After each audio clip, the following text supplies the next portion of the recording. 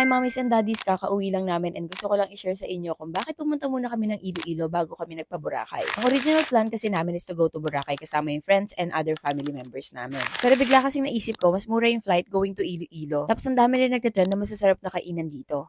Since yung flight namin ay maaga, we went straight to La Paz Public Market. Trinay namin yung La Paz Bachoy at Netongs paired with their puto. Umorder din kami ng regular and queen siopaw dito sa Roberto's. Kasama rin sa tinay namin itong meatballs. Bumalik pala kami sa hotel namin para itry kung pwede na kami mag-early check-in. Maganda yung location nito, tapat lang ng SM Iloilo. Pagkagising namin, kain na agad, pumunta kami sa Festive Walk Mall and tinay namin yung Mascara Chicken Inasal.